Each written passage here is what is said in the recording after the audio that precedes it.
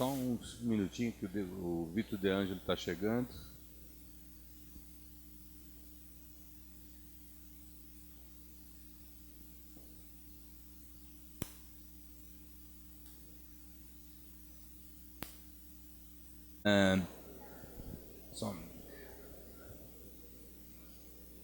Desculpe um pouco o atraso, a mesa anterior terminou um pouco tarde, até todo mundo conseguir se assentar, nós esperamos um pouco. Então, nós vamos começar com essa mesa sobre o Enem e o novo ensino médio. Essa questão foi pensada, essa mesa foi pensada já há algum tempo, várias coisas se alteraram desde então, mas ainda existem muitas dúvidas, muitas incertezas da questão como que vai se dar o Enem. Veja, a discussão do Enem ou de exames para seleção em universidades tem uma longa tradição, uma longa discussão. Você começa lá no começo do século XX, essa discussão já surge nos Estados Unidos. Você tem a criação do SAT, que na verdade é uma discussão se você deveria usar uma avaliação do ensino médio ou ter uma avaliação que seja um preditor de aprendizagem que os alunos teriam na universidade. É uma discussão já bastante antiga e tem muita coisa escrita, uma história longa, então não é um assunto novo e não é um assunto totalmente resolvido. Mas você tem, historicamente, você tem você vai às avaliações para a seleção, elas caminham para tentar ser um preditor, não avaliar o aprendizado passado do ensino médio, mas ser um preditor da capacidade de aprendizagem dos estudantes que vão para a universidade. E a partir dos anos 50, você tem uma certa reversão desse processo, e a história volta para avaliar os conhecimentos, os aprendizados do ensino médio e usar ele para as universidades. Quem assistiu hoje à palestra do Saldívia, eu acho que ele mostrou muito dessa questão, não contou toda a história, mas ele mostra um pouco dessa questão, e tem um resultado que eu acho fantástico, é que os exames feitos para universidades, que são padronizados, assim como o SAT e assim como o Enem, que já desde 2009 está em TRI, nas 4 provas, eles são padronizados, uma avaliação que é comparável no tempo e entre os estudantes, mas o resultado que para os Estados Unidos tem, não sei, para o Brasil eu não conheço, Renato, mas eu acho que uma avaliação tão clara disso, que o desempenho dos estudantes no ensino médio é um melhor preditor do desempenho dos alunos na universidade do que os exames que são feitos para selecionar os alunos para os exames. Esse resultado é fantástico, porque o desempenho do ensino médio é não padronizado, ou seja, uma nota de um aluno de uma escola de alto desempenho não tem que comparar com uma nota de uma escola de baixo desempenho. Ainda assim, na verdade, eu estou olhando a posição nas escolas, ainda assim ele é um bom preditor, e não só bom, ele é melhor, foi isso que o Saldívia, uma das coisas que o Saldívia trouxe para a gente hoje. Ou seja, você tem caminhado a história para novamente voltar a avaliar o que foi o aprendizado, as habilidades adquiridas no ensino médio como preditor. Ou seja, ter exames que são simplesmente uma avaliação desse aprendizado, e ele é um bom preditor para as universidades, e, se possível, era até bom se a gente conseguisse a nota dos estudantes lá no ensino médio. Se a gente conseguisse, por exemplo, coletar essas notas no censo da educação básica, e, se fosse possível, seria um bom... Como o Saldívia mostrou hoje, eles fazem nos Estados Unidos eles fazem um índice que faz uma média desse desempenho com as notas tipo o Enem nosso ou o SAT deles. Então, esse é o primeiro ponto. E o Brasil também não tem um sistema de avaliação de um sistema de seleção padronizado. Isso foi importante, padronizado, unificado. Isso é importante porque no Enem é uma prova que as universidades usam e podem até usar com outros fatores, com questões de ação afirmativa. Você tem escolas que dão bônus, escolas que fazem outros critérios além do Enem. Então, ela está lá. E essa é uma questão que aparece na discussão do novo ensino médio e o Enem. Ou seja, se nós vamos avaliar o passado, então agora como está mudando o ensino médio, então surge uma questão de como você trata isso no Enem.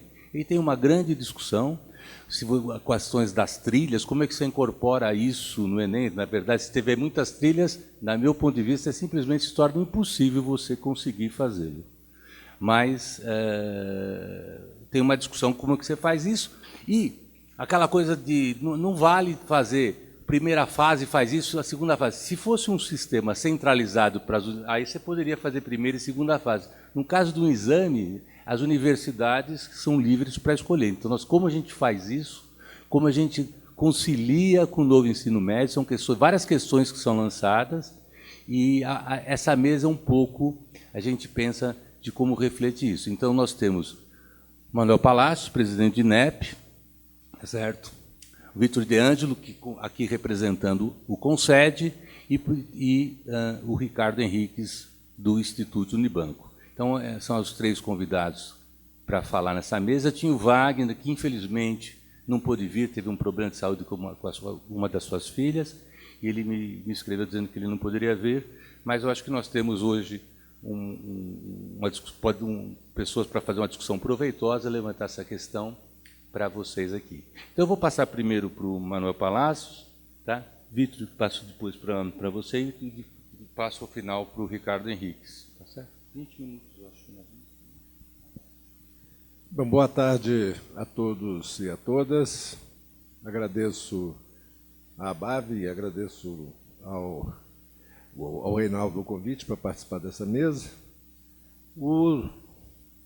Para começar a discutir o futuro do Enem, eu acho que é importante começarmos por uma análise das relações entre as matrizes curriculares que servem à elaboração da prova do Enem e a história recente de deliberações, decisões e alterações das referências curriculares para o ensino médio.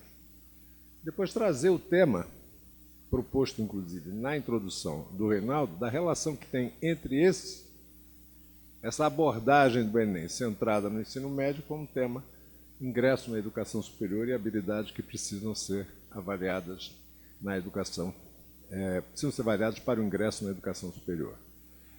Só para situar o problema das referências curriculares de uma maneira clara, o Enem sofreu uma grande mudança em 2009, quando passou a ser o principal instrumento de acesso à educação superior e mudou-se a configuração. Eu acho que você era o presidente do INEP nessa ocasião. Então, se eu falar bobagem, você pode me corrigir. Nesse momento, houve uma preocupação de construir uma certa aderência das referências curriculares do Enem à tradição de seleção para a educação superior no país. Os vestibulares das universidades tinham construído, ao longo do tempo, uma certa cultura. O Enem vinha de uma história de referências curriculares para a construção do exame diversa e foi alterada para acompanhar a intenção de servir como mecanismo para a seleção de estudantes para a educação superior. E essa referência curricular, que serve à elaboração das provas do Enem, essa referência foi elaborada em 2009 e significou, de fato, uma aproximação da cultura do vestibular brasileira. Não por intenção do Reinaldo, mas por intenção de construir a adesão das universidades ao Enem. Nós estamos em 2023, não é isso? Eu estou ruim de contas ultimamente, isso deve ter uma distância de 14 anos, vamos fechar 15 anos ano que vem. O que está em pauta para começar uma discussão sobre o Enem? A revisão das referências curriculares que servem à elaboração deste importante exame brasileiro. Em 2018, foram aprovadas as referências curriculares do ensino médio no rastro das decisões que levaram à construção da Base Nacional Comum Curricular. Primeiro houve a aprovação da Base Nacional Comum Curricular do ensino fundamental e da educação infantil e, por fim, chegamos à elaboração da BNCC do ensino médio. Então, o que está? O centro da discussão do Enem é quais são as referências curriculares que servem à elaboração deste exame. Hoje, nós temos referências que são compostas, a professora Paula Rodrigues está aqui, poderia me ajudar, mas, infelizmente, eu acho que ela não está aqui presente, mas acho que são 130 habilidades que constam das referências curriculares do Enem. Aproximadamente isso, né? A revisão dessas matrizes de referência implica, em primeiro lugar, uma definição de como se mudam matrizes de referência do Enem. Não é à toa que ela ficou de 2009 até 2023 sem alteração. É muito difícil mexer numa referência que serve para um exame de acesso à educação superior que milhões de jovens tomam como, e suas escolas e seus professores tomam como referência para, enfim, se preparar para a seleção. Eu estou trazendo essa discussão desta forma por uma razão prática. Nós, no INEP, estamos há meses discutindo como mexer na matriz de referência do Enem, com ou sem tal ou qual aspecto da reforma do ensino médio. De 2009 até 2023 não foi mexido. É muito difícil fazer isso. E é muito difícil fazer essa alteração para valer num prazo muito curto. Se há uma coisa que quem está se preparando para entrar num processo seletivo, que em alguns casos tem aspectos competitivos fortíssimos, para algumas vagas, para algumas instituições de ensino superior, é ter previsibilidade. Para dizer numa linguagem mais simples, é preciso saber o que vai cair na prova, não é isso? Então, fizemos reuniões com as secretarias de educação, fizemos reuniões com instituições representativas de escolas particulares. Com relação à reforma do ensino médio, todo mundo tinha opinião, em muitos casos divergentes. Quando se colocava em discussão o Enem, o sentimento mais importante era o de previsibilidade. Uma pergunta que precisa ser respondida, e até aqui o que nós temos são informações ainda pontuais, de fato, a referência que é utilizada por todos os candidatos a vagas nas instituições superiores não será até hoje, independente de qualquer reforma matriz de 2009, não será essa a referência principal, porque os estudantes que estavam se preparando para o Enem de 2023 estavam se preparando utilizando essa matriz. Estamos discutindo há meses a publicação de uma nova matriz. Tem uma proposta que foi elaborada com base na Base Nacional Comum Curricular, aprovada em 2018. Qual é o problema que o INEP, que é o organizador deste exame, pensa? Não importa se está alinhado com a base de 2018, ela será uma novidade para qualquer estudante que esteja se preparando para o Enem. Não, mas está alinhado. A base já foi aprovada, ela está em vigor, não tem nada a ver com a reforma, lá está uma lista de habilidades e competências que compõem a formação geral básica de todos os estudantes. Continua sendo uma dificuldade. Então, o primeiro ponto que eu queria submeter à discussão de vocês, como é que o Enem pode ser aprimorado? Porque não é só a referência curricular, é preciso que essa referência curricular esteja associada a mudanças no exame. Eu tenho facilidade de dizer que os itens que compõem o Enem precisam ser aprimorados. Eles têm uma modelagem que permaneceu inalterada ao longo desses 15 anos, sem que muitas inovações na área da avaliação educacional viessem a ser incorporadas. Você citou o Saldive. Criamos um grupo de trabalho estudando o SAT no INEP. Um tema que nos parece extremamente relevante é que o Enem não pode ser composto com uma avaliação, por exemplo, na área da leitura, totalmente fragmentada. Cada estudante é solicitado a compreender um pequeno extrato, um fragmento de texto.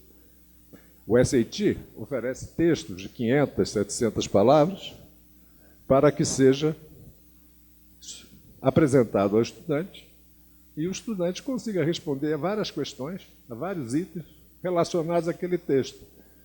O Ricardo Henriques vem defendendo essa abordagem no SAEB, não é verdade? E vários especialistas da área de avaliação vêm fazendo isso. É preciso se oferecer ao estudante textos mais complexos e que ele seja solicitado a construir uma compreensão mais global daquele texto. E, portanto, precisamos ter um teste que tenha várias perguntas sobre o mesmo texto e não totalmente fragmentado, como é feito o Enem. Como é que nós alteramos matriz, adaptamos essa matriz a um processo contínuo, ela possa viver um processo contínuo de aperfeiçoamento e, ao mesmo tempo, o próprio teste possa mudar. E essa discussão leva à seguinte pergunta: qual é o prazo mínimo que você tem que dar aos estudantes para avisar que o Enem vai mudar? Essa é uma pergunta que precisa ser respondida, não é fácil responder. Porque eu posso chegar aqui e dizer para vocês que a discussão sobre a reforma do ensino médio vai chegar a bom termo dentro de alguns meses. Sei lá, um mês. E aí? Chegou a resolução, a matriz, a Base Nacional Comum Curricular já é conhecida há 3 anos, produzimos uma nova referência curricular e publicamos. E aí vamos explicar. Vamos explicar que, na verdade, a referência curricular que vale é a BNCC de 2018. Vamos explicar que as alterações já estavam previstas há algum tempo. Nós precisamos responder essa pergunta, porque o Enem, dada a importância que ele tem na vida dos brasileiros, ele vive uma experiência de congelamento. Qualquer solução que for dada para o Enem de 2025, 2026, ela precisa ser concebida num processo de aprimoramento. Então, é uma questão que eu pretendo colocar à discussão no INEP e no Ministério da Educação, mas a partir do INEP, que essa é uma responsabilidade do INEP, qual é o tempo necessário para se introduzir mudanças nas referências que servem ao Enem. Eu desconfio que qualquer alteração significativa feita num prazo muito curto, independente do ajuste que ela tenha, tal ou qual rumo na política do ensino médio, ela vai causar uma sensação de desconforto generalizada por um sentimento de ficou imprevisível o que vai acontecer com esse exame. Então, esse é um ponto que eu acho que a gente precisa discutir, precisava responder. Eu tenho como uma referência importante nessa discussão no INEP uma especialista de renome, a professora Paula. A professora Paula, conversando comigo, me apresentou já uma série de propostas com relação à atualização da matriz. Todas elas independentes de qualquer decisão finalística da reforma do ensino médio.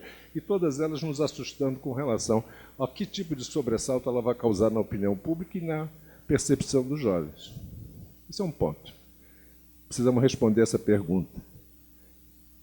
E como se cria um mecanismo de alteração progressiva, para que a gente não seja obrigado a passar os próximos 15 anos sem mexer no Enem.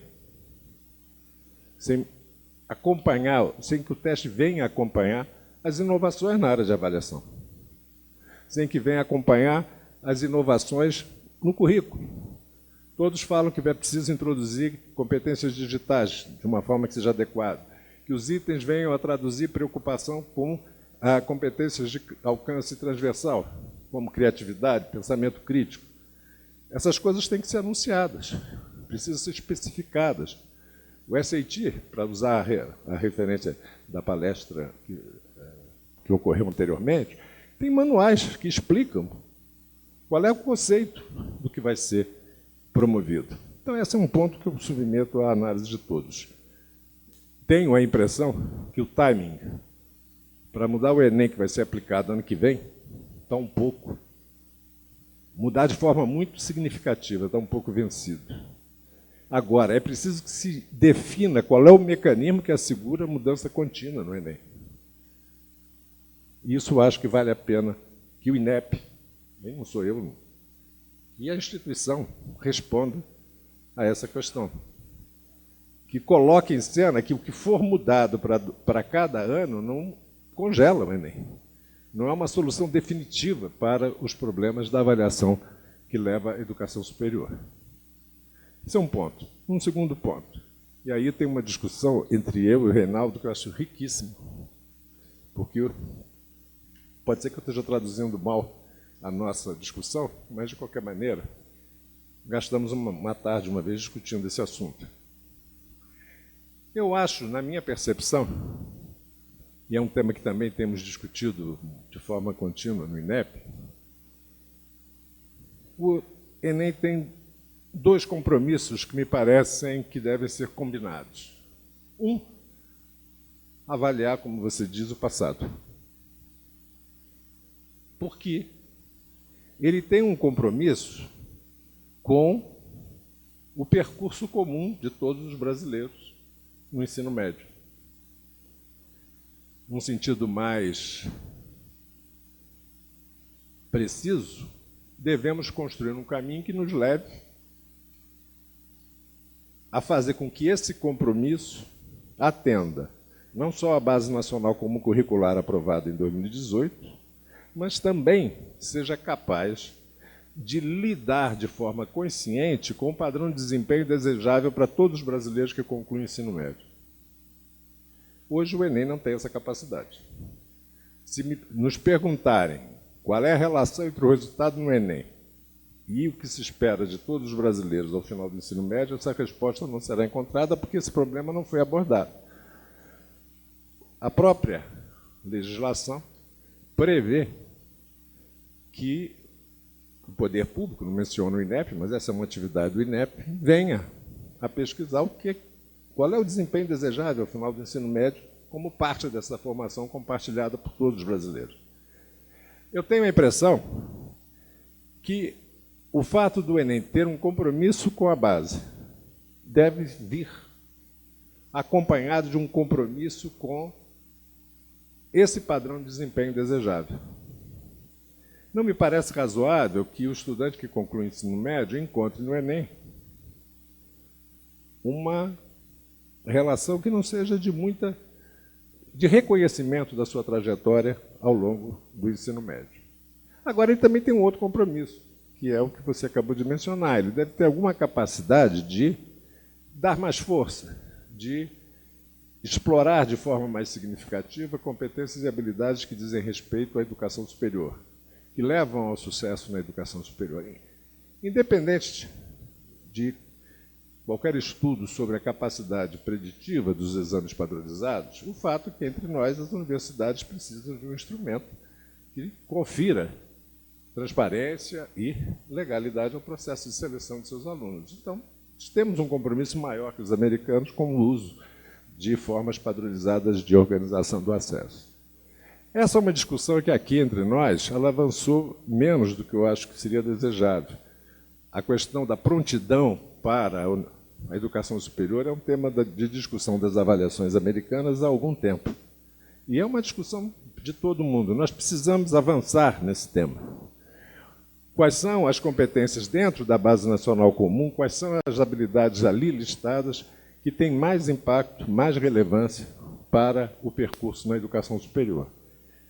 Essa discussão, ela, para usar mais uma vez a referência do SAT, ela trabalha com duas dimensões que têm sido utilizadas por toda parte: leitura e pensamento crítico, matemática e resolução de problemas. É uma referência atual. Independente se essa é um desenho adequado ou não, o fato é que as habilidades e competências da BNCC que lidam com esses temas, com essas dimensões do desenvolvimento das habilidades do jovem, poderiam ter mais espaço no Enem. São duas discussões importantes do que se espera de todos os brasileiros ao final do ensino médio, que tem muito como referência a formação geral básica. Nesse contexto, ainda lidando com a base, quais são as habilidades que fazem parte desse desenho curricular que têm mais impacto no sucesso na educação superior, que prefiguram de forma mais significativa a possibilidade de ter uma trajetória de êxito na educação superior. Leitura, certamente, a capacidade de receber textos, ser capaz de compreender os textos e aprender com eles, ser capaz de modelar novos problemas. Então, essa é uma discussão que o país precisa ter. Estou olhando aqui o Cury, presidente do Conselho Nacional de Educação, e vem levando à frente essa discussão de forma importante com várias instituições para que a gente consiga ter uma percepção mais clara do que precisamos valorizar nas estruturas curriculares da educação básica brasileira. Ora, dito isso, eu estou fazendo uma proposta de uma direção que a mudança do Enem deveria seguir. Lidar com o que é desejável para todos e discutir o que é necessário para continuar estudando. Um compromisso com a trajetória passada do estudante, a definição do que é desejável para todos e, ao mesmo tempo, uma discussão sobre aquilo que tem permanência na vida do jovem e que tem impacto no restante da sua trajetória escolar, universitária. Então, se isso pode ser uma perspectiva de mudança interessante, volto à pergunta inicial. Com que ritmo? Conversando com quem? Discutindo de que maneira? Para que essas mudanças possam ser conhecidas, não só nas referências curriculares, mas na própria concepção do teste. A gente começar a colocar textos mais extensos, como manda a técnica contemporânea de avaliação educacional, temos que fazer também isso. Isso não muda a referência curricular, mas gera uma relação diferente com o estudante que vai fazer a prova. Isso também precisa ser avisado. Podemos começar com um texto, colocando alguns itens, mas aos poucos ir dizendo que, olha, é muito importante que tudo o que você fez ao longo do ensino médio, em língua portuguesa, ciências, se traduz, ao final, numa capacidade de compreender textos mais complexos. Não preciso mexer na base, não preciso nem mexer na matriz do Enem, mas preciso dizer para os estudantes que o teste, a partir de tal ano, vai ter uma característica. Então, vai ter uma mudança. Então, esse tema da previsibilidade e assegurar uma mudança contínua é um tema muito importante para que o INEP possa lidar com um Enem que não fique congelado. E que mudá-lo não seja dramático. Porque uma parte da discussão, o que vai acontecer com o Enem, é porque ele nunca mudou. E ele não pode ser um instrumento congelado no tempo que não conheça aprimoramentos. Esse é um ponto. Uma resposta a duas perguntas até aqui. Primeiro, como dotar de previsibilidade a mudança e o que isso significa em termos de planejamento. E segundo, é interessante combinar neste exame 2 minutos? Eu pensei que eu fosse falar 5 minutos. Já tenho que parar, que maravilha. Eu quero acrescentar um outro assunto, além dessas duas perguntas, que também é uma provocação à reflexão e ao debate. Eu acho que o Enem e o SAEB têm que conhecer uma história de convergência. Então, quando eu digo que o Enem tem que ter um compromisso com o que é desejável no ensino médio, isso significa propor uma convergência com o SAEB. E, já que os 2 minutos passam rápido, o SAEB pode ser um local, uma proposta de avaliação que consiga experimentar antecipadamente, consiga ser mais aberto à inovação e concebido para ter uma história de convergência com o Enem. Nós vamos ter avaliações que podem servir para aprimoramentos técnicos na área da construção de testes, também para o Enem no SAEB.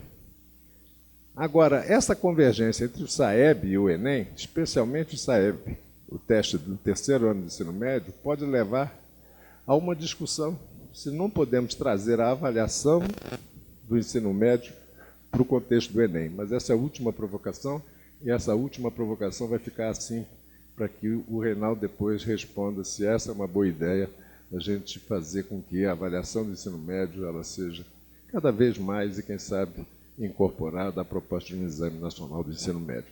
Muito obrigado pela oportunidade.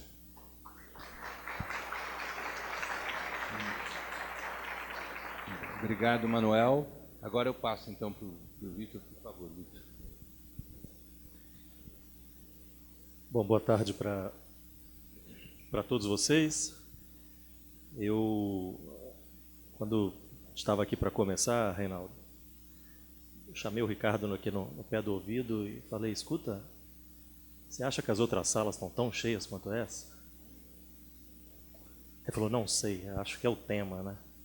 Aí me lembrei que ali no café eu, meio sério, meio de brincadeira, disse a alguém, olha, vai lá ver a mesa sobre o Enem, porque a gente vai contar todas as verdades, os bastidores e trazer notícias novas. Por isso que tem muito jornalista aqui. E eu acho que os outros acreditaram nisso, né? E por isso tanta gente. Mas eu não sei se, pelo menos na minha fala, eu vou trazer tantas novidades. Na verdade, eu vou trazer um olhar de um gestor que ocupa hoje uma função no Conselho Nacional de Secretários de Educação e, portanto, ali faz a mediação de algumas posições que nem sempre são convergentes, leva essa posição para o MEC, para o INEP, traz algumas questões, media de novo tudo isso. Então, é uma posição que, de alguma maneira, confere a mim, quando eu tenho a capacidade de aproveitar isso, né, a oportunidade de ter um olhar bastante privilegiado sobre várias nuances que ficam aqui e ali desse debate, porque já não é mais só assim a minha opinião, é a possibilidade de ver a opinião de vários atores que estão envolvidos nesse processo. Então, para mim é uma alegria muito grande estar aqui, alguns desses atores estão nessa mesa, muitos estão nesta plateia, então acho que esse ambiente é muito interessante para a gente discutir isso. Queria, então, em nome do Reinaldo, cumprimentar todos vocês também, Ricardo, Manuel. Manuel esteve lá no Espírito Santo na semana passada, a gente pôde discutir algumas coisas a respeito desse tema e parte delas eu vou tentar trazer aqui de volta. Bom, acho que uma das razões que nos faz olhar para o Enem com tanta atenção, e não só nesse evento, eu estou secretário de Educação do Espírito Santo desde 2019, então já são aí quase 5 anos, é um percurso, né? Numa época bastante interessante para algumas experiências, uma delas, essa mudança no Enem. E em 2019 e 20, eu era vice-presidente do Conced, 21, 22 presidente, 23, 24, de novo presidente. Então, nessas posições, eu acabei participando muito dessas discussões, porque como o Conced tinha assento em vários espaços onde esse tema era debatido, ocupando esses cargos, eu acabava participando muitas vezes dessa discussão. Então, são 5 anos que eu estou vendo isso muito de perto, né? Maria Helena também, tantos que estão aqui, né? Então, assim, estou vendo aqui pessoas que eu vejo sempre, e vi muito ao longo desses 5 anos, porque a gente sempre se encontrava nesse espaço, às vezes com mais convergência, às vezes nem tanto. Vou até fazer uma menção a um ponto em que eu e Maria Helena discordamos a certa altura desse debate, mais adiante aqui na minha fala. Mas nessa discussão, o que eu percebo é que o Enem ocupa um espaço que atrai muitos olhares, porque ele está na exata interseção entre 2 momentos, que é o encerramento da educação básica e a expectativa, né, porque não é nem o início, é a expectativa do início do ensino superior. Porque a expectativa é o elemento aqui que traz alguns desses complicadores. Um deles é o que o próprio Manuel Palacios diz, que é como comunicar aos estudantes que farão o Enem com a expectativa de entrar no ensino superior, que haverá mudanças, quais serão elas, quando serão implementadas, porque isso altera as suas expectativas, ou a capacidade de eles concretizarem as suas expectativas, que é, obviamente, a de passar na universidade no curso superior pretendido. Então, essa posição de interseção, ela traz, em certa medida, a importância ao Exame Nacional do Ensino Médio e também uma série de dificuldades nesse processo de mudança e de aprimoramento que a gente está discutindo, porque, afinal, nós já não estamos falando mais, como no caso do SAEB, só sobre o ensino médio e conversando com o CONSED, os especialistas e aqueles que vão operar, no final das contas, o sistema de avaliação. Nós estamos falando com as universidades, nós estamos falando com os cursinhos. Então, você tem um ecossistema que tem diversos outros interesses, expectativas, posicionamentos, e isso vai se alargando, tornando a discussão um pouquinho mais complexa. E eu vou tentar aqui falar algumas dessas complexidades, como eu estou chamando. Nesses 5 anos, portanto, uma das coisas que eu mais ouvia como preocupação dos secretários é a de que o Enem, porque, vale lembrar, é também um momento de discussão que apontava para a implementação do novo ensino médio, esses 5 anos. Então, uma preocupação de que o Enem não fosse o indutor do que seria o novo ensino médio, e sim o contrário. Ou seja, nós temos que implementar um ensino médio reformado e teremos, ao final dele, um Exame Nacional do Ensino Médio. A ordem é esta. Essa era a defesa.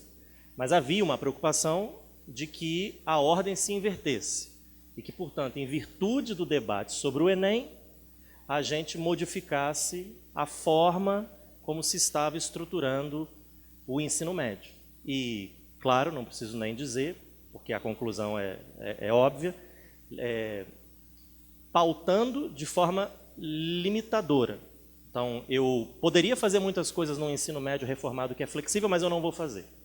Eu não vou usar, eu não vou mudar o tanto que eu poderia mudar, porque isso aumenta o risco. Né? Imaginem, do ponto de vista de uma escola particular, que está dizendo, olha, estude aqui, você vai passar para a universidade. Então, eu vou usar menos, porque eu tenho o Enem ao final desse processo e, portanto, a minha ousadia dentro de um ensino médio que permite, ousadia no melhor sentido, estou falando de responsabilidade, né? Estou falando a possibilidade de usar ao máximo a flexibilidade que o novo ensino médio traz, aumenta o risco, já que eu não sei o que vem depois, que é um Enem cuja discussão ficou mais para diante.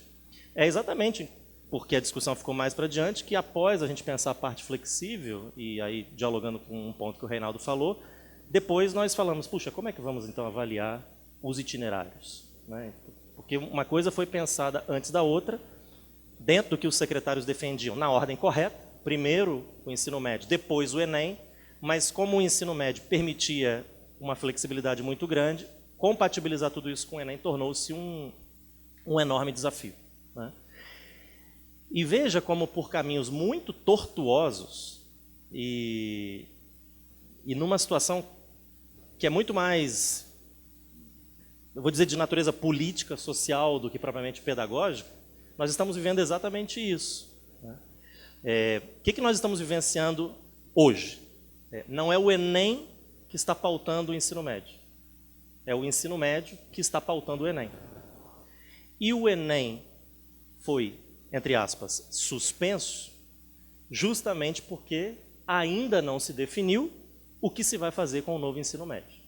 Então, nós estamos vivendo exatamente o que os secretários defenderam, porém, por caminhos completamente tortuosos. Não foi exatamente isto que nós defendemos. Nós só defendíamos que o Enem não pautasse o novo ensino médio, mas não que nós estivéssemos à beira do precipício, né?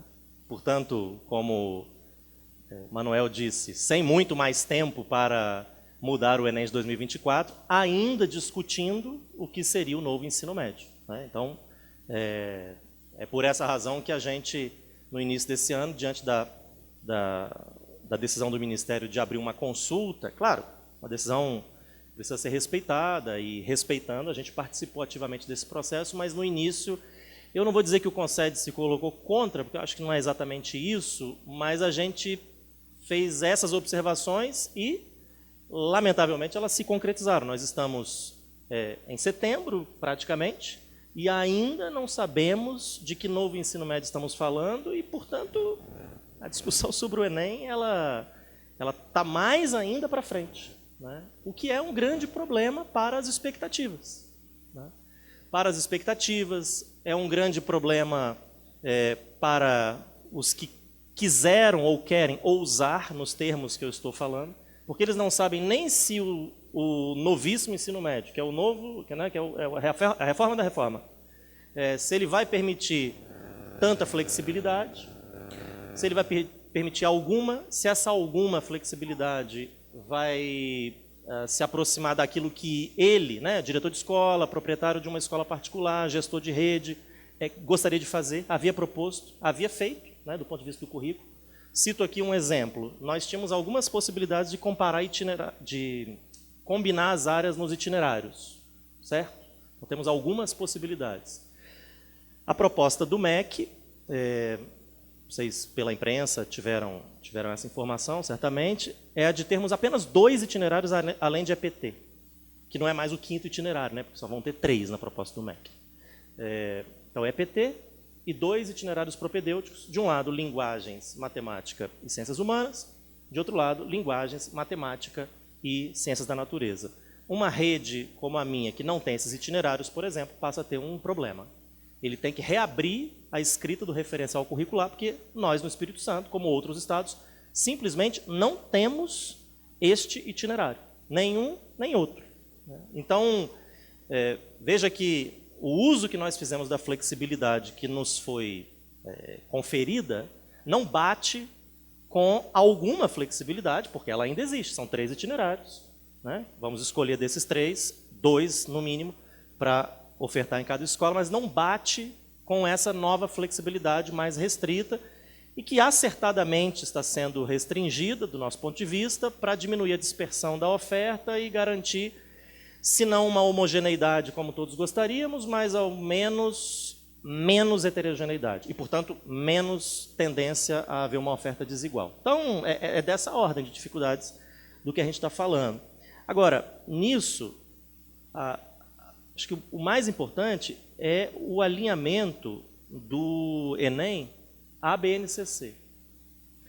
Porque isso esteve, portanto, na discussão que nós tivemos há uns 2 anos, 1 ano ou 2 talvez, ainda no governo Bolsonaro, quando começou-se uma discussão sobre o Enem, né?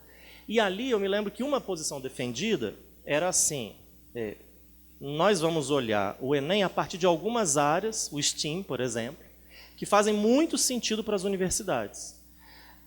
A posição do Concede à época foi de defender que o Enem estivesse estruturado a partir das áreas da BNCC, porque senão a gente cometeria o mesmo, chamar aqui de vício, né, que nós tanto combatimos. Ou seja, é o Enem que deve refletir o ensino médio e não o inverso. Portanto, se nós temos a BNCC, a estruturação do novo ensino médio e depois o Enem, não podemos vir nesse último momento com áreas que simplesmente não estavam dadas lá no início e que não foram áreas a partir das quais nenhum gestor construiu os seus currículos, porque essas áreas não eram as áreas do STEAM, né? Eram linguagens, matemática, ciências humanas, ciência da natureza e o então 5º itinerário. Então, a nossa posição, que acabou ao final prevalecendo, não por ser a nossa, mas acho que pelo entendimento generoso de todos os que estavam envolvidos, é de que o reagrupamento, né, de outras áreas faria muito sentido para as universidades, porém o Enem é uma interseção entre o ensino superior e a educação básica. E se nós fizéssemos esse reagrupamento, a gente estaria olhando apenas para a entrada na universidade e não para o esforço dos gestores anteriores. Essa observância à BNCC, esse alinhamento à BNCC está, por exemplo, na nota conjunta que nós assinamos, nós do Concede, CNE e o FONSED, o Fórum de Conselhos Estaduais do Distrito Federal, está lá na introdução, está nas entrelinhas, mas quem lê com cuidado vai observar isso, a gente faz uma menção ao Enem alinhado à BNCC. Esse alinhamento à BNCC foi importante quando tivemos essa discussão no governo passado com a equipe que então estava à frente do MEC para pensar as áreas, mas ele vai se desdobrar numa coisa que eu vou falar mais adiante, já me encaminhando para o fim, quando nós pensamos no que é exatamente essa, entre aspas, suspensão do Enem. Né? Quero colocar aqui um elemento para a gente refletir um pouco mais. Em quarto lugar, eu queria citar a preocupação que a gente sempre teve com a desigualdade, desde 2019, em todos os espaços que eu, assim, representando a Secretaria do Espírito Santo, mas sobretudo representando o CONSED, discuti o Enem, tanto o que eu falava, quanto muitas vezes o que eu ouvia, era sempre uma preocupação acerca da possibilidade de que essa flexibilidade produzisse uma desigualdade. E nisso também não há assim, muita dificuldade em entender. Veja, o Enem é um funil, né? Ele é um exame de seleção. As pessoas vão passar por ele e algumas vão atravessar esse funil. Então, ele tem uma dimensão de competição e o problema é como colocar pessoas competindo, em alguns casos por vagas altamente acirradas, né? Seja pelo seu baixo número, seja pelo número de estudantes que querem ingressar nesses cursos ou nesses cursos em determinadas universidades, se o ponto de chegada deles é desigual. Então, é a velha máxima da meritocracia, da crítica à meritocracia, como é que nós podemos colocar sujeitos em desigualdade para competir e pensar que eles, segundo os seus próprios méritos, vão conseguir vencer. Bom, mas eles estão em pontos desiguais, né? Então, nós temos de um lado a flexibilidade, e essa minha fala não está questionando este ponto. O nosso questionamento era como equacionar um cenário de flexibilidade justo, né, correto, para estar referenciado localmente, para dar liberdade às redes, para pensar as questões locais. Acho que ninguém vai ver propriamente um problema nisso, mas como então isso que produz um cenário heterogêneo chega em pé de igualdade para colocar todos no mesmo ponto de competir por uma vaga de medicina, né, numa universidade pública, na Unicamp, né? Então, como é que você faz isso? Então, nossa preocupação era, sobretudo, dialogando mais uma vez com o que o Reinaldo falou, quando a gente pensasse o segundo dia dos itinerários, porque é aí que você entrava num cenário de muita incerteza. Nesse documento que nós assinamos na semana retrasada, nós fazemos a defesa de uma base nacional para os itinerários, né? É uma forma, confesso eu, estou falando na qualidade de gestor, não sou um especialista em avaliação, portanto, nós estamos colocando a proposta e os especialistas é que vão ter que discutir, mas o Cury assinou, se ele assinou, acho que fica de pé, porque o CNE assinou, né?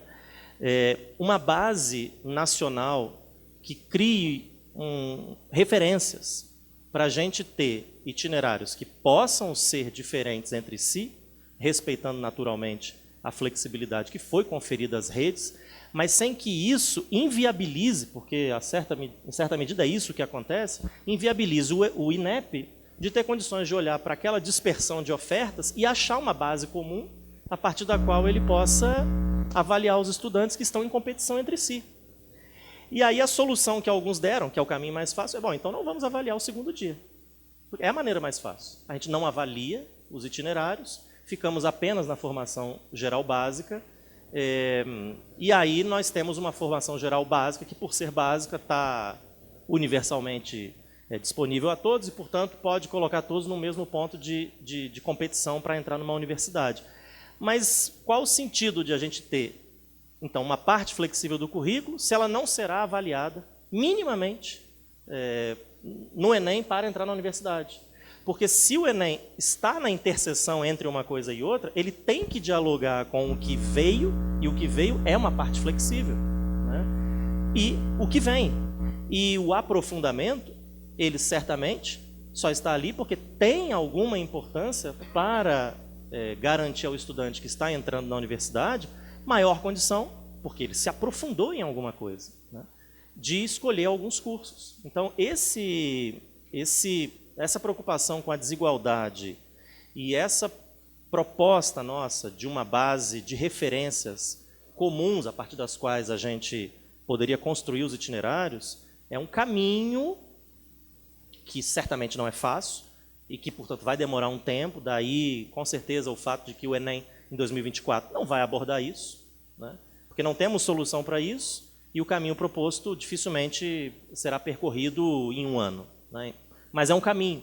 E é um caminho, Maria Helena, na época, participou dessas conversas junto com a gestão anterior do MEC, que a gente já pensava, mas em outras bases, que eram os 4 eixos estruturantes que deveriam estar presentes nos itinerários. Então, a ideia estava lá, né? Como é que a gente tinha pensado à época e propusemos? Ora, existe alguma coisa comum, que são os 4 eixos. Então, se esses 4 eixos, e não o conteúdo em si do itinerário, forem avaliados, nós teremos condição de comparar todos os itinerários. Mas, de fato, como isso também não andou, né, então houve uma perda de tempo aí, uma discussão, claro, natural de qualquer governo que se inicia e reorientações também naturais de novas gestões. Então, a passagem do tempo já acabou também dificultando trabalhar aquela ideia, que eu não sei se era melhor, e acho que surgiu essa, que me parece ser até mais interessante, mas requer tempo, né? E aí nós chegamos ao meu 5º ponto, são 6, ao meu 5º ponto, que é o que significa essa suspensão do Enem. Porque quando a gente fala, ou quando a gente escuta que o Enem do ano que vem não vai mudar, é uma meia-verdade. E eu não sei se isso fica claro para todos. Vamos recuperar aqui o que foi dito pelo próprio Manuel. Se nos últimos anos a matriz não mudou, e agora nós temos uma base nacional comum curricular, a partir da qual novos referenciais curriculares foram escritos e cujos estudantes já estão, né, cursando o ensino médio, baseado nesse novo referencial, desde o ano passado. Então, o último ano, quando a gente poderia ter este Enem sem mudança, é este. Independente se no ano que vem nós teremos na prova, se vai cair na prova, como disse o Manuel, questões sobre a formação geral básica e ou sobre os itinerários formativos. Nesse e ou, já está claro que cortamos o itinerário formativo, pela prosaica falta de tempo para fazer as questões. Então, não vai dar tempo. Mas se vai cair a formação geral básica, o detalhe está em comparar a formação geral básica ao Enem atual. Porque, embora aqui nós tenhamos a mesma disciplina componente, tem história aqui, né? Tem biologia, mas não é a mesma coisa. Porque o que alterou o percurso disso é uma base que não é a referência da matriz anterior e, portanto, do Enem que nós temos até este ano. Então, eu não entendo, pessoalmente, que nós teremos a suspensão do Enem, ou que nós não teremos um novo Enem. O que nós não teremos é o novo Enem completamente implementado em 2024. É isso que nós não teremos. Mas nós teremos um novo Enem em 2024 parcialmente implementado. E por parcialmente, eu estou entendendo, é o novo Enem que se debruça sobre a formação geral básica. Se o restante desse percurso será em 25, 26 ou requererá mais tempo, aí é o meu último ponto, que é o calendário. Mas nós estamos num processo de mudança que não vejo como não ser implementado ainda que parcialmente, a não ser que nós tenhamos um Enem no ano que vem igual a este, para avaliar um ensino médio que se estruturou sobre outras bases, que é a Base Nacional Comum Curricular. Então, nós temos não é um problema, é um problemaço, né? É um problemaço. Na verdade, quem tem esse problema é o Manuel Palacios, né? Mas estamos todos envolvidos nisso e eu volto a dizer, se esse auditório está cheio, é porque todos aqui têm algum interesse ou expectativa.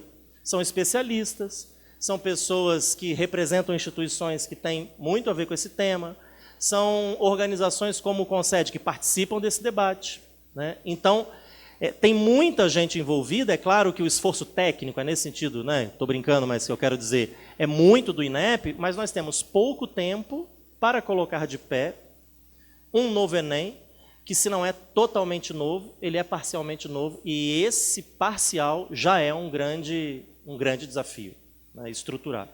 E aí encerro falando do calendário, né? Essas coisas não podem ficar no nível das palavras. né? Então, estamos aqui defendendo algumas coisas, dizendo algumas coisas, daí a pouco você vai na sala ao lado, tem outra pessoa que defende outra coisa. Então, se é uma transição, se o Enem não será um Enem completamente novo no ano que vem, quando ele será? Essa é uma pergunta. Se nós estamos aqui diante de na iminência de ter alguma definição final do Ministério da Educação a partir da consulta, e nós, no nosso documento conjunto, CONSED, o FONSED e o CNE, defendemos, isso foi assim, tranquilamente acolhido, um momento de transição, né? Por exemplo, a depender do que venha a prevalecer sobre os itinerários, agora na proposta do MEC, chamados de percursos de aprofundamento, se redes como a do Espírito Santo ou outras não tiverem esses percursos e precisarem abrir a reescrita do currículo, nós precisamos ter um tempo. Ninguém está imaginando que isso é para 2024, nós já estamos em setembro, né? Isso envolve a escrita, isso envolve a aprovação no Conselho, planejamento, chamada pública, tem uma série de processos aqui que muito dificilmente, a não ser que a gente faça isso de forma atabalhoada, será feito de hoje até fevereiro do ano que vem. Então, considerando que 2024 já é uma transição para as outras mudanças, nossa ideia é que 24 também seja, para tudo isso que eu falei do Enem, o ano de transição. Mas que seja explicitamente dito, até, e voltando a algo importante que o Manuel disse, até para que nós possamos calibrar as expectativas dos estudantes, quando é, afinal, que eles terão esse processo completo na prova. Isso não pode ficar em aberto, isso não pode, como nós já ouvimos, passar por uma discussão da sociedade. Ouvimos isso recentemente, e isso é no mínimo temerário, porque a consulta já foi a discussão com a sociedade. O Enem é o reflexo técnico do resultado da discussão com a sociedade. Então, isso que eu estou falando, digo com muita tranquilidade, porque eu não estou falando que não temos que discutir com a sociedade. Só estou falando que não há mais o que discutir se a discussão já foi feita. Porque se sempre houver o que discutir, mesmo depois de feita a discussão, então nós nunca chegamos a definição nenhuma. Estaremos sempre discutindo. E aí não tem Enem completo em 25, nem em 26, nem em 27, porque sempre nós estaremos discutindo, com todo o risco dessas expectativas nunca serem resolvidas e de repente, mais adiante, o que se discutir socialmente a respeito do Enem ser diferente do produto da discussão social feita na consulta. Então, não tem alinhamento nenhum de uma coisa com outra, até pelo afastamento no tempo. Então, a discussão com a sociedade foi feita de forma ampla, democrática, aberta, transparente, conduzida pelo MEC, com o apoio dessas três instituições, mas também da UBS e do Fórum Nacional de Educação, agora, ao longo de meses. O Enem, ele só reflete o resultado desta discussão. Ao INEP cabe, com o apoio, a colaboração e o envolvimento de tantos que estão aqui presentes e representando a outros, fazer isto. Né?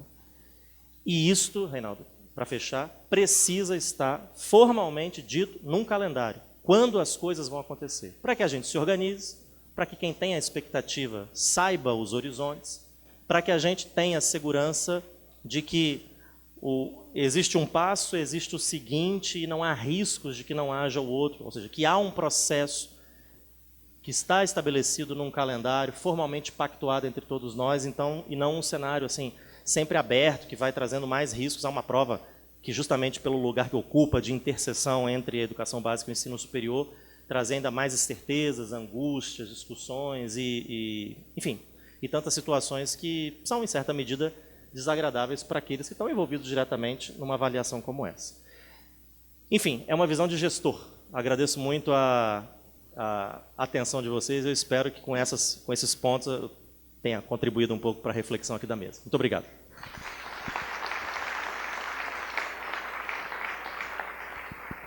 Obrigado, Vitor. Passo agora a palavra para o Ricardo Henriques.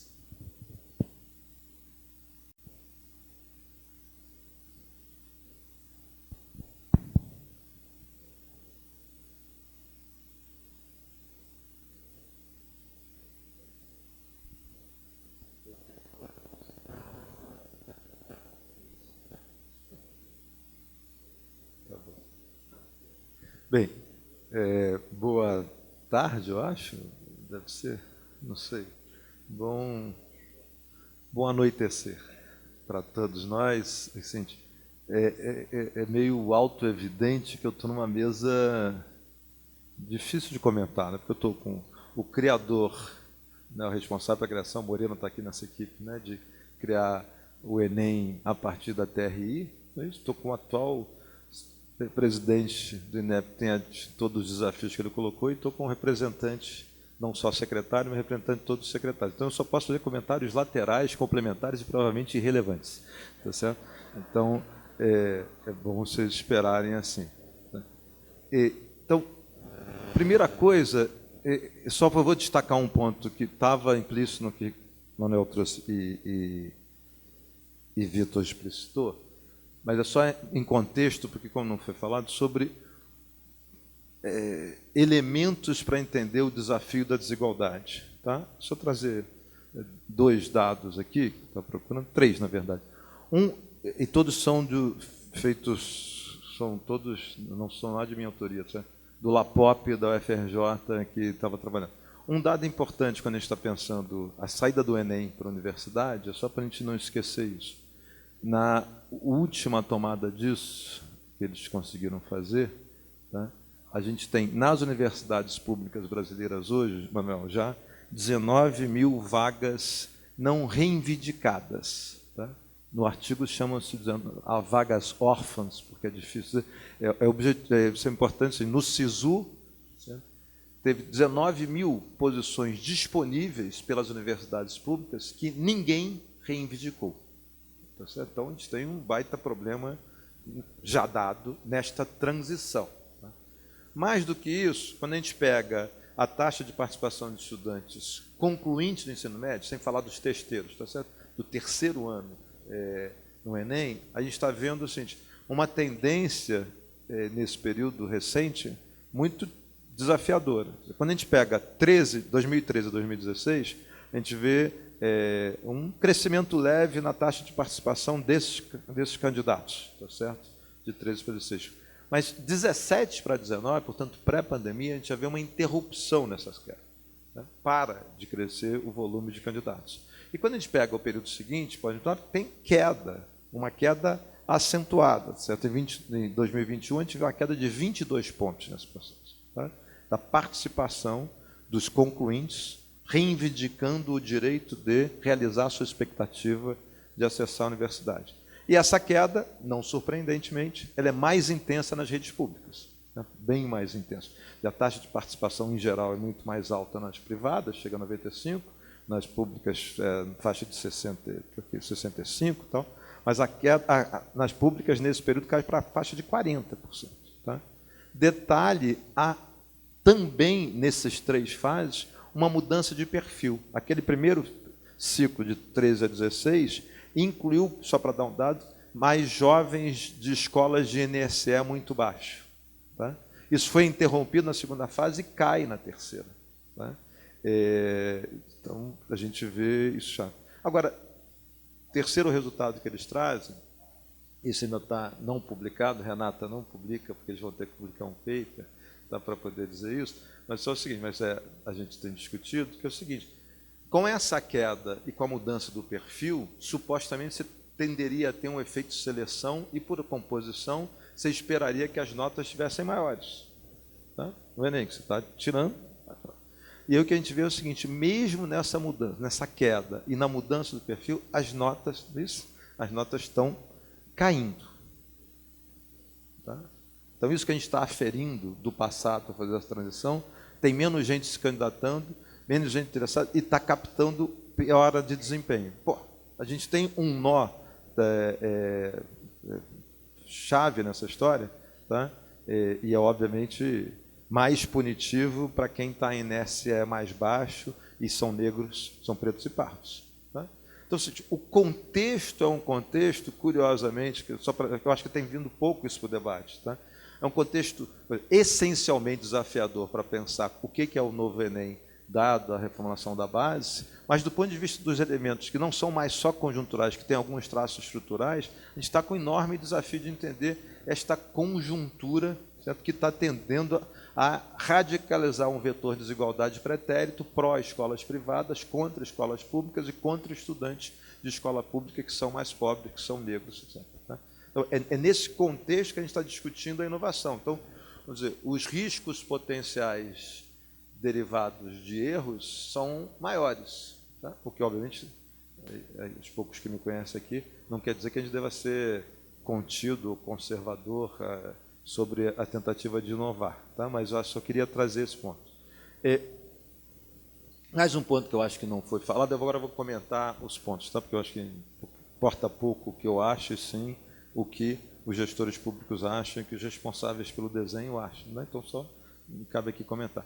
Mas, na discussão da dimensão, né, Manuel, teu segundo ponto, que o Reinaldo trouxe, da passagem do Enem para a universidade, talvez a gente tenha que exercitar uma coisa que foi feita lá atrás, inicialmente com Maria Helena, Maria Inês, que depois a gente perdeu, que a gente tentou fazer em 2009, me lembro muito do Reinaldo, mas não conseguiu avançar, e hoje, dado que a gente tem, pela primeira vez, um marco normativo estruturado, consensuado, né, recente, e que ele permite inverter o rabo abanando o cachorro, né, o ponto que o Vitor trouxe, né, que o Enem, o primeiro ponto do Vitor, não o que acabou acontecendo, mas é que a base referencie a estrutura da formatação da prova.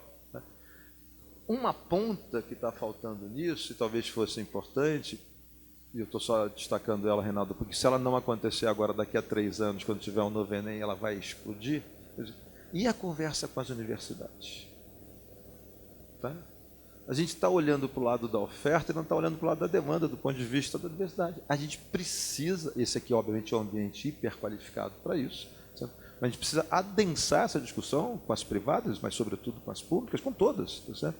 E aí, o que efetivamente essas universidades estão captando? É óbvio que a plataforma da Base Nacional Curricular Comum, sobretudo pensando trajetórias, né, percursos agora, né, pensando a intersetorialidade, a capacidade de você pensar em áreas, tal, potencialmente facilita a capacidade de acolhimento da universidade desses jovens que concluem o seu ciclo de formação básica.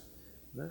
No entanto, se a gente não conversar direito, pode ter uma enorme, significativa, relevante e de qualidade inovação no Enem, acertando as matrizes, previsibilidade já comenta, pode ser daqui a 5 anos, alguma hora ter esse Enem bem feito, tal, adequado, tal, mas se a gente não comer lá na frente, a gente vai poder correr o risco, nesse contexto de desigualdade, de fazer mais uma rodada, mais uma onda, que as universidades dizem, legal, mas pô, isso aí está mais distante ainda do que já estava o outro Enem, valeu, obrigado, eu vou voltar aqui a fazer meus processos de seleção segmentados, isolados. Então, a gente não só tem que, talvez, usar a oportunidade desse avanço que aconteceu no período recente, mas também aumentar a qualidade dele e ter um processo dialógico, dialogado, etc., mas também indutor. Por que as universidades e como as universidades podem mudar seus processos de acolhimento, explicitar certas áreas de conhecimento, explicitar campos de entrada no primeiro ano da universidade que sejam efetivamente intersetoriais, interdisciplinares. Ou seja, tem muita coisa a evoluir no campo universitário que podia se beneficiar das inovações que estão acontecendo no ensino básico, e a gente não só segue divorciado, mas parece que quer continuar divorciado. Então, tem uma ponte nesse processo que é eu estou olhando o lado cheio do copo, não o lado vazio do copo, tá? É que é uma ponte para fazer o seguinte: por que não criar, a partir do Ministério, a partir do secretário de Educação, a partir da representação dos reitores, um diálogo que faça essa ponte e facilite a explicitação daquilo que pode vir a compor parte da Enem, inclusive a ideia do segundo dia, itinerários, aí eu não vou sair dando achismo aqui, como é que deve ser o segundo dia, qual deve ser, mas como é que, se você facilitar isso, qualquer que sejam os ponderadores que a Unicamp use, que a USP use, ou que a Federal do Rio de Janeiro, a Federal do Paraná, a Federal do Pará use, você vai poder fazer esse negócio muito mais, não sei se mais fácil, mas muito mais alinhado, e se fizer alinhado, eu pulo para o meu segundo ponto. Ao alinhar isso melhor, uma das preocupações do Manuel, que é uma preocupação centralíssima, incorpora o seu segundo dimensão, que não é só que o Manuel disse, que é a ideia de previsibilidade.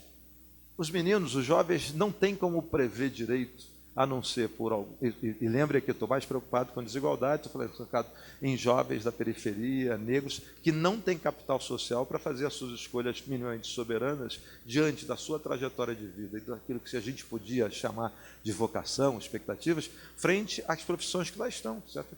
Ele não tem capital social para escolher, vou fazer medicina, vou fazer geologia, vou fazer geografia, etc. Então, quanto mais o Enem produzir previsibilidade nessa parte da sua passagem, não na parte da certificação, mas na parte da sua passagem para essa expectativa daqueles que, porventura, quiserem seguir para a universidade, maior será a chance de eu gerar transparência, consistência de informação e capacidade dessa informação consistente ser socializada para os alunos mais vulneráveis, eles fazerem suas escolhas soberanas mais bem informados do que são hoje. Então, isso é central para a previsibilidade quando a gente está pensando essa trajetória. E lembra que a base nacional e a estrutura que depois o MEC vai contar junto com o CONSED, com o CNE, que vai sair da reforma do ensino médio, ela já resolve outra parte dessa história, que é criar canais objetivos, que já estava no novo ensino médio, que vai seguir nessa reforma, que é para aqueles vários estudantes que querem seguir carreira técnica profissional e não universitária. Tá? Então, como resolveu o maior dilema, que é não deixar no limbo uma parcela significativa dos jovens que não teriam alternativa a não ser ir para a universidade ou não ir para a universidade, eles agora podem fazer uma formação técnica, e a questão é, e os jovens pobres que querem ir para a universidade? Eu preciso aumentar a probabilidade deles não só terem escolhas soberanas, mas escolhas consistentes. Por isso, o primeiro dado que eu falei, por exemplo, que não deixe abandonado, porque a gente está falando de 19 mil vagas órfãs, e não são vagas de cursos que vocês acham que seriam mole de entrar. Tem, em todos os cursos, nessas vagas, tem cursos de altíssima competitividade, tá? Nessas vagas órfãs. Tem vagas órfãs em universidades federais na área de engenharia. Então, órfãos naquele sentido que eu falei, ninguém no Brasil diz sou candidato. Tá? Então, a gente aumentar essa transparência, essa capacidade da informação é muito importante. Agora, é óbvio que a ideia de previsibilidade no sentido de o que os meninos vão fazer como prova e não o que eles esperam da sua trajetória universitária é crucial para a decisão do novo Enem. Aí tem uma questão da discussão de sociedade que o Manel e o Vitor vão ter que chegar a um acordo. É um fato que 24 teremos um problema. Tá? É um fato. O problema é, jovens entraram no novo ensino médio, algumas redes públicas fizeram escolhas mais intensas e consistentes e que devem ser louvadas de alinhamento com o novo ensino médio, e não necessariamente o Enem do ano que vem, se seguir nas matrizes de hoje, será justo do ponto de vista do investimento feito por esses jovens ao longo desses 3 anos. Então, tem um baita dilema, está curto tempo, será que dá, será que não dá? Talvez não dê, tá certo? Se não der, tem que só ser transparente sobre isso para dizer assim, a minha regra de transição vai ter mais tempo de adaptação. Não acho que é o final do mundo, desde que seja revelado. O problema é que essas questões não estão reveladas. Eu não vejo nenhum problema em dizer o seguinte, o novo Enem alinhado à base, não vejo nenhum problema, não publico isso não. Tá? É 500 aspas, nenhum problema. Vejo problema, mas não são problemas. Se você disser o seguinte, não, o novo Enem só será em 25. Pode ser, se tiver análise técnica do INEP, que dê um parecer que sustente por que isso é possível fazer em 25. Né? Ou 26. Não, a Marinês Helena aqui fica criando problemas para a minha fala, podia ter criado para eles. Precisa do Enem, não precisava da mesa, né? Então, assim, dado que a mesa é sobre Enem, eu estou tentando escrever. Se não precisar Enem, as conversas são outras, mas brincando. Não. Já chego lá correndo aqui, porque eu estou medindo meu tempo aqui, em algum lugar. Tá. Então, gente, a ideia de previsibilidade, a gente tem que respeitar toda a questão técnica do INEP, ela só tem que ser absolutamente disseminada e transparente, e aí as redes públicas, que é com que eu estou preocupado, tá certo? Evidentemente a rede privada, a rede privada tem muito maior capacidade de adaptação em tempo real do que a rede pública, tá certo? Então, a rede pública vai ter que saber disso, vai dizer, gente, olha, vou fazer um mix aqui, como é que eu vou usar minhas 2.000 horas para cá, para lá e tal, e vai tomar decisões gerenciais como o Vitor trouxe. Tá? Agora, vou dar o passo para o seguinte, supondo que se dê previsibilidade, supondo que essa previsibilidade seja transparente para todos, e acho que essa é a inquietação fundamental do Manuel, ele tem um pepino na mão aqui, tem que garantir esse negócio e tem que garantir que os meninos hoje, os meninos amanhã possam fazer provas com consciência daquilo que está na base ou não, o que está na matriz de referência e quando é que vai fazer essa transição. Mas eu só quero fazer 3 minutos aqui de provocação, é o seguinte, temos... Não tinha provocação nenhuma até agora, era só dados de realidade. Tá? Estou brincando aqui, mas é o seguinte, há uma janela de oportunidade hoje que não existia no passado recente de inovação. Tá? E acho que aí é uma discussão que tem que ser feita na sociedade. Inovação, que uma, só pegando a provocação da Maria Helena, que o Manuel trouxe. Como é que pensa a relação SAEB e Enem? O que é a certificação de conclusão de curso, da formação básica no ensino médio, e o que é o elemento avaliativo externo para fazer a transição para o ensino superior? Bom, tá? E volto a frisar, não é retórico isso. Dado que, pelo menos do ponto de vista da embocadura trajetória, a gente tem tudo para ter resolvido a oportunidade efetiva da maioria dos jovens fazerem na sua formação regular e não complementar e subsequente, uma opção técnica, tá? Que isso era a questão-chave do ponto de vista da desigualdade, garantir formação técnica profissional para a grande maioria dos estudantes que não iria e não irá para a universidade, a gente tem essa janela de oportunidade seguinte, poxa, qual é essa relação SAEB, Enem, como é que faz? Não, posso depois dar opiniões, não quero dar opinião, mas estou dizendo só da janela de oportunidade que a gente tem que dar uma arrumada nisso, tem um momento para fazer isso, que é o momento oportuno. Esse 23 não, mas 24, 25, com o Conselho Nacional, com os Conselhos Estaduais, tem muita coisa. E aí parece que, gente, é óbvio que se a gente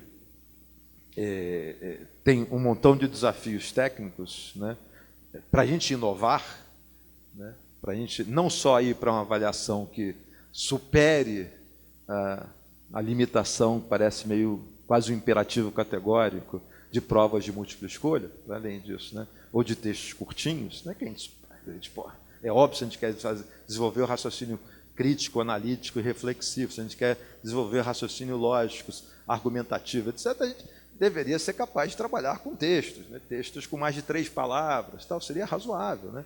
Tal. Então, mas para inovar para isso, a gente tem vários problemas. Como é que vai corrigir? Tá certo? Qual é a tecnologia? Como é que faz? Como é que você usa a inteligência artificial para fazer isso? Como é que a equipe técnica do INEP é adaptada? Mas o ponto é o seguinte, a janela de oportunidade é explicitar todos os dilemas que são necessários e criar o que precisa de capacitação, coisas que são pouco feitas. Eu vou fazer só a ponte aqui. Usa-se pouco o potencial inovador que está instalado nos estados e que podiam ter avaliações feitas, inclusive experimentais, nos estados, sem ter que ser universal a partir do MEC, e a partir de experimentos com os estados distintos, produzir condições de inovação. Tá? Então, eu acho que tem inovação sobre as competências que serem medir e inovações associadas. Gente, a base está sinalizando, a BNCC está sinalizando, que o Brasil tem chance de tentar, talvez, vir potencialmente, quem sabe algum dia, se plugar nos desafios da sociedade de conhecimento. Hoje, a tendência é a gente perder esse bonde da história. Hoje, o país está se distanciando daquilo que é necessário para a sociedade de conhecimento contemporâneo. A gente tem melhorado? Tem. Nos últimos 35 anos, a gente melhora de forma contínua na educação, inclusive pública brasileira. Só que a velocidade baixa, onde a fronteira do conhecimento da formação básica está crescendo a uma velocidade maior do que a nossa. Portanto, o gap tende a aumentar. A gente vai perder o jogo da história se a gente não acelerar a nossa velocidade. Para acelerar a nossa história, uma avaliação, tanto de conclusão, como de transição, como Enem, pode repertoriar as inovações que são necessárias para captar e mensurar as competências que são desejadas para a sociedade do conhecimento. Não só as ditas socioemocionais, tal, que essas são mais... Mas a gente está cheio de... o Instituto Unibanco trabalha com a OCDE para discutir, e fez essa métrica aqui, está o Ceará, que eu já me perdi, a gente aplicou no Ceará para medir competências computacionais. Tem prova feita. Tem documentação disso.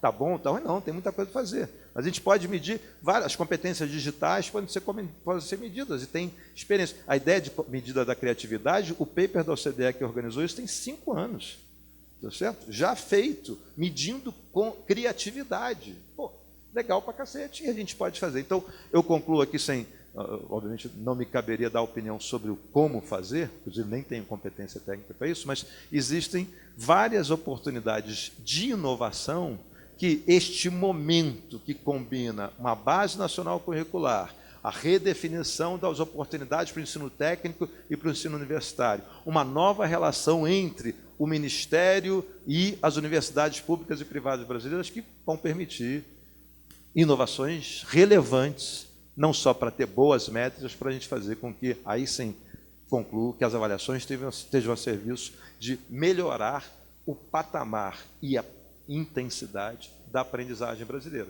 A gente pode usar como virtude a avaliação, e não só como marcador de passado, e sim marcador de projeção de futuro.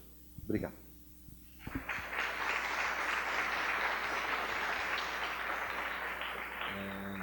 Bem, gente, o número de questões que foi levantado nas 3 falas aqui sobre o Enem daria para a gente ficar um número enorme. Eu acho que tem uma série de questões que seria importante discutir, mas infelizmente nós estamos com o nosso tempo estourado, tá certo? Porque atrasou um pouco para ingresso, mas essa mesa, mas nós temos uma outra mesa que começa já às 6h30.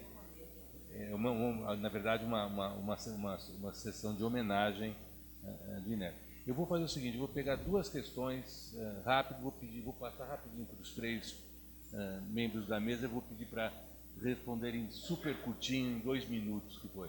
Renato, por favor, e aqui, ó, vou pegar essas 2 perguntas. Infelizmente, gente, porque nós estamos estouradíssimos de tempo.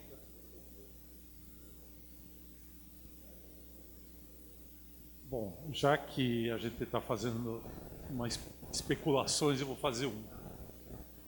E eu passei isso para o Reinaldo, ele leu, e eu sei que é ultra polêmica, tem tudo a ver com a palestra de hoje de manhã. Já que nós estamos pensando, e tem a ver com essa coisa dos itinerários, da flexibilidade, por que o Brasil não pensa em usar as notas do ensino médio, de todas as avaliações, para compor uma nota final junto com o Enem? Coletar no censo, hoje é possível fazer. Aquela questão de diferenças de escolas, vamos lembrar o seguinte, os melhores alunos de cada escola têm um enorme potencial.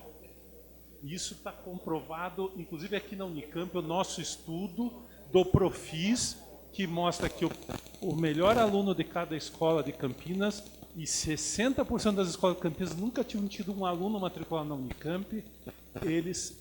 apesar de que a nota do Enem deles era mais baixa do que da média do vestibular, depois que eles entraram na Unicamp, eles desempenharam super bem. Inclusive, a medicina gradativamente aumentou o número de vagas para esses estudantes. Então, eu acho que é hora de pensar nisso. Isso é feito em vários países, é feito nos Estados Unidos. Hoje, o Saldivia mostrou, isso é essencial no debate americano.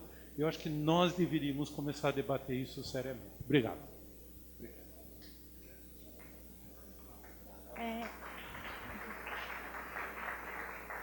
Tudo bem, eu sou Vanessa. Eu queria falar um pouquinho sobre essa questão da previsibilidade, que eu acho que é muita coisa que deixa a gente ansioso mesmo, né? A gente fica aqui no dia a dia da escola. Tá sem som? Ah, tá. Esse dia a dia da escola já nos deixa ansiosos, né? Então, entender como que vai ser, o que a gente vai ver, essa questão da previsibilidade realmente é um incômodo para a gente. E a gente fica esperando essa matriz, o que sai, o que não sai. Mas eu queria fazer uma pergunta muito pontual em relação a isso. Eu queria entender por que ainda em todo esse processo de coisas que a gente tem de incertezas, ainda dados são tirados da gente, que eram certezas que a gente tinha. Então, por exemplo, eu não tenho mais nos microdados o código INEP, que não é um dado que fere uma LGPD. E é um dado que eu já pedi algumas vezes, né, em portaria. Então, é um dado que eu consigo olhar como que minha escola está indo, como que um sistema está indo, como que uma rede está indo, como que o aluno, o que ele vai esperar lá na frente, como que eu posso prepará-lo para isso. Então, eu queria entender por que isso não acontece. Código INEP do microdado Enem. Então, gente, eu vou para 2 minutinhos para cada um para encerrar. Quem quer começar? Pergunta do Bom, o debate proposto pelo Renato é um debate que merece ser conduzido. E também a proposta que a Maria Helena também vocalizou aqui muito rapidamente, de que o SAEB pode ter um papel também nesse processo, as avaliações conduzidas de uma maneira mais universal. Com relação ao acesso a dados, esse é um tema que tem sido tratado mais recentemente no INEP com o objetivo de resolver os problemas de acesso a microdados. Nós temos a intenção de ver se até o fim do ano a gente consegue estabelecer novas normas de acesso a dados. Agora, essa variável específica que você pergunta, eu tenho que perguntar propriamente no INEP porque ela não está disponível. Você diz que os dados já estão disponíveis, tem uma variável que o dado não está sendo disponibilizado. Eu teria que ver exatamente por que motivo, já que eles não seriam dados sensíveis, por que razão ele não está disponibilizado. Bom, é isso. Enfim. Obrigado.